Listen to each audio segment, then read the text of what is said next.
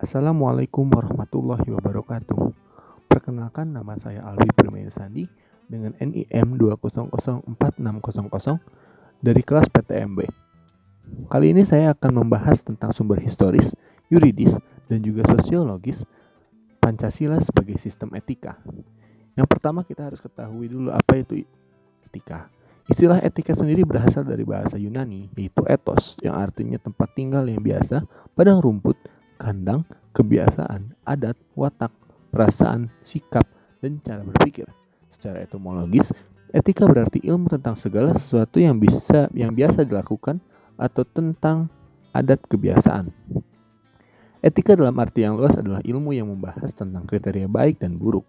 Etika pada umumnya dimengerti sebagai pemikiran filosofis mengenai segala sesuatu yang dianggap baik atau buruk dalam perilaku manusia.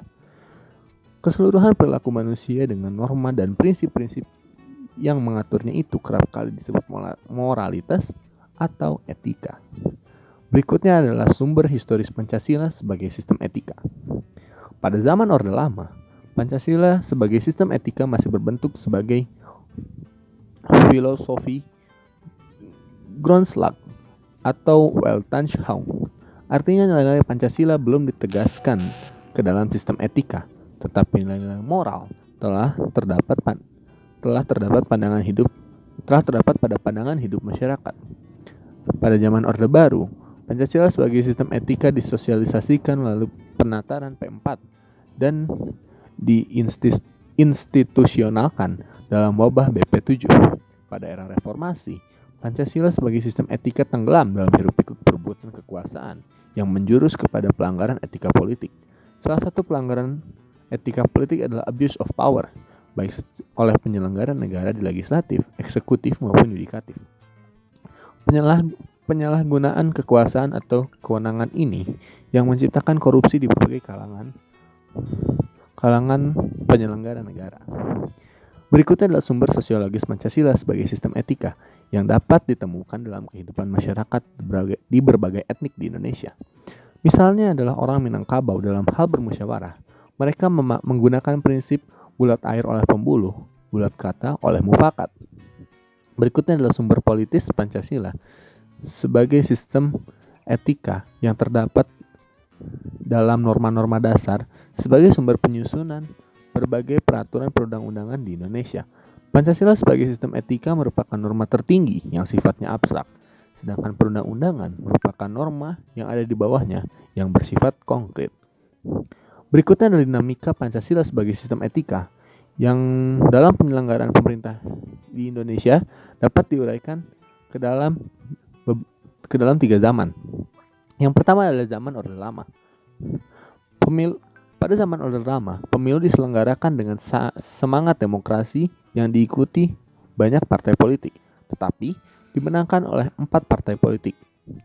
Tidak dapat dikatakan bahwa pemerintahan di zaman Orde Lama mengikuti sistem etika Pancasila. Bahkan ada tudingan bahwa dari pihak Orde Baru bahwa pemilihan umum pada zaman Orde Lama dianggap terlalu liberal karena pemerintahan Soekarno menganut sistem demokrasi terpimpin yang cenderung otoriter. Berikutnya adalah zaman Orde Baru. Sistem etika Pancasila diletakkan dalam bentuk penataran P4.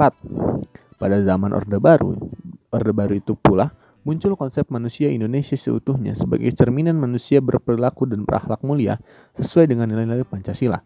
Manusia Indonesia seutuhnya dalam pandangan Orde Baru artinya manusia sebagai makhluk ciptaan Tuhan Yang Maha Esa yang secara kodrati bersifat monodualistik, yaitu makhluk rohani sekaligus jasmani dan makhluk individu yang sekaligus makhluk sosial. Manusia sebagai makhluk sosial memiliki emosi yang memiliki pengertian, kasih sayang, harga diri, pengakuan, dan tanggapan emosional dari manusia lain dalam kebersamaan hidup. Manusia sebagai makhluk sosial juga memiliki tuntutan kebutuhan yang makin maju dan sejahtera. Tuntutan tersebut hanya dapat terpenuhi melalui kerjasama dengan orang lain, baik secara langsung maupun tidak langsung. Oleh karena itulah, sifat kodrat manusia sebagai makhluk individu dan sosial harus dikembangkan secara selaras, serasi, dan juga seimbang. Yang berikutnya adalah pada era reformasi. Sistem etika Pancasila pada era reformasi tenggelam dalam euforia demokrasi Namun seiring dengan berjalannya waktu, disadari bahwa demokrasi tanpa dilandasi sistem etika politik akan menjurus pada penyalahgunaan kekuasaan serta menghalalkan segala cara untuk mencapai sebuah tujuan. Sementara itu, tantangan Pancasila sebagai sistem etika juga dapat diuraikan ke dalam tiga zaman. Yang pertama adalah zaman Orde Lama. Tantangan Pancasila sebagai sistem etika pada zaman Orde Lama berupa sikap otoriter dalam pemerintahan sebagaimana yang tercermin dalam penyelenggaraan negara yang menerapkan sistem demokrasi terpimpin.